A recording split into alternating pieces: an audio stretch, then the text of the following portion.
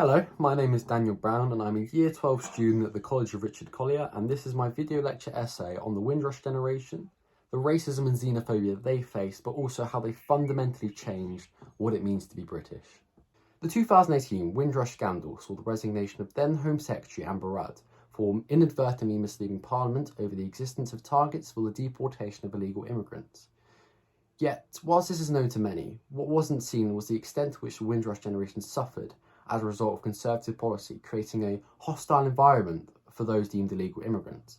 This ranged from the launch of Operation Bacon in 2013, which saw government vans driving around 6 boroughs of London with relatively high levels of immigration, carrying billboards saying, "Go home or face arrest," to the £40 million deal with the private outsourcing company Capita, who were tasked with tracking down 174,000 people deemed illegal immigrants, bombarding them with text messages, calls and letters telling them to leave the country. In April 2018, the University of Oxford provided the figure that up to 57,000 Commonwealth immigrants were affected, including individuals such as Sylvester Marshall, a man denied radiotherapy treatment for his own prostate cancer, having to pay up to £54,000 unless he could prove his status as a British citizen, which he couldn't. This occurred due to the destruction of disembarkation cards in 2010 by the Home Office, which meant that Windrush generation citizens such as Sylvester Marshall found it much harder to prove their own status as a legal British citizen, as many had come over on the backs of their families' passports. The book The Windrush Betrayal by Amelia Gentleman highlights many of these stories, such as Sylvester Marshall's, of people that are directly affected by the Windrush scandal and other government policies. It's something I can highly recommend if you are interested in looking further into the Windrush generation.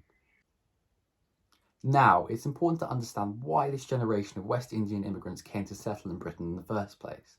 The event that set this movement into motion was the 1948 British Nationality Act, which upgraded the status of people from the British Empire from British subjects to Commonwealth citizens, granting them the right to travel to and settle within Britain. Although the Act was initially intended to strengthen the ties between Britain and what was known as the Old Commonwealth, including countries such as Australia, New Zealand and Canada with their large white populations. However, historian David Orosoga describes the mass immigration from the West Indies to Britain as an unintended consequence of the Act, saying, "What nobody in the British establishment thought for a second was that black and brown people would use their rights given to them under this very same Act to settle in Britain." As a result, around 500,000 Commonwealth citizens from the West Indies settled in Britain between 1948 and 1971. In Colin Grant's book Homecoming, he describes Jamaica and other West Indian countries as being struck by England fever, so much so that a joke emerged: "Would the last person out please turn off the lights?" In Homecoming, memoirs include a repeated theme of leaving to try and find work, escape unemployment and start exciting new lives. For example, one man named Edwin H. Hall said, "The reason I came to England was to better myself." However, the attitudes in Whitehall weren't as excited as the atmosphere in the West Indies, with Clement Attlee seeing the Empire Windrush as an incursion, suggesting that they be diverted to East Africa to pick peanuts. Yet, the government begrudgingly accepted what a high-ranking civil servant in the Ministry of Labour called the coloured element for permanent absorption into the UK, as they were desperately short of labour. For example, in 1948, the government recorded that they needed 1.3 million extra workers to rebuild Britain after the war. Now, may I ask you your name?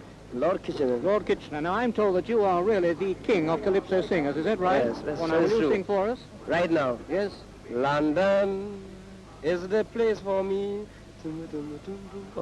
London, this lovely city.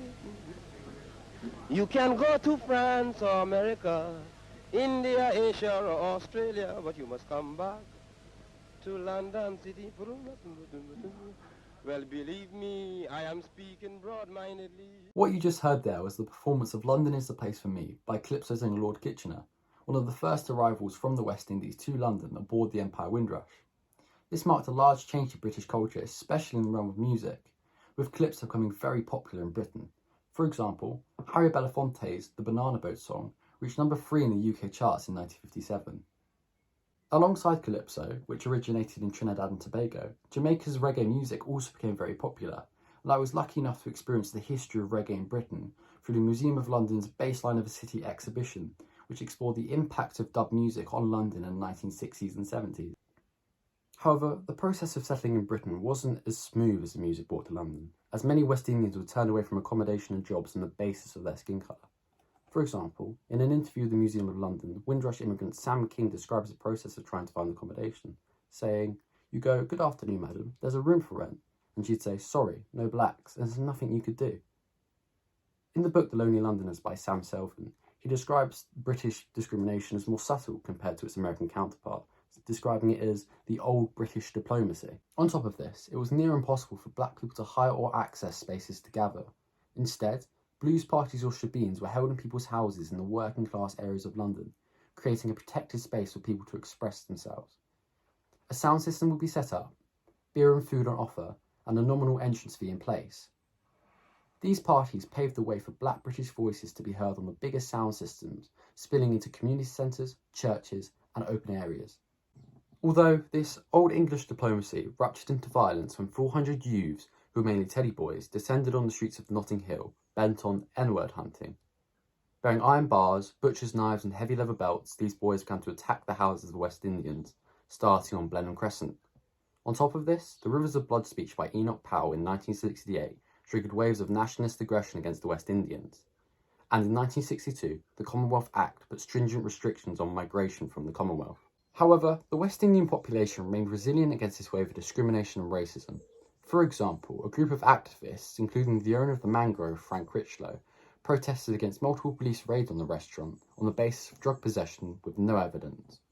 This event, known as the Mangrove Nine in 1970, led to the questioning of the British judicial process as these 9 activists were tried for inciting violence. Yet, the case turned attention to allegations of racism and brutality within the Metropolitan Police. On top of this, Claudia Jones and Ron Leslie O'Brien initiated a response to the Notting Hill race riots by organising the 1959 Caribbean Carnival, which later transformed into the Notting Hill Carnival, a much anticipated and popular event nowadays. Yet, this event was not free from an overbearing police presence, with 3,000 officers in attendance of the 1976 Notting Hill Carnival, 10 times the presence of previous years. This overbearing police presence is depicted in Tam Joseph's 1988 painting, Spirit of the Carnival, which depicts the struggle between the carnival's spirit and the Metropolitan Police.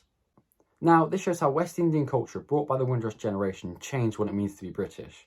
For example, alongside the music and the carnivals, dance also followed. For example, the Jamaican ska-inspired skanking became very popular with the mods in the 1960s. On top of this, in 1955, Lambeth Town Hall did its bit for racial integration by holding a no-colour bar dance, where white dancers were encouraged to try out the mambo, whilst black dancers experimented with the foxtrot in this exchange of cultural identity. Yet, what does it mean for a West Indian immigrant to be British? I was lucky enough to be in contact with a first-generation Jamaican immigrant who told me that by being British it meant that she couldn't be herself, and had to conform and adjust to the culture, norms and expectations of society, showing that whilst there have been many positives to British culture through the Windrush generation, in the eyes of some West Indians, being British has suppressed their own cultural identity. What's truly saddening about the Windrush story is that many of these Commonwealth immigrants were never able to escape hardships. From the dire situation and unemployment in their home countries, to the racial violence and discrimination in Britain, especially in areas such as Notting Hill, as well as the Windrush scandal, which saw many British citizens subject to hostile environment policy.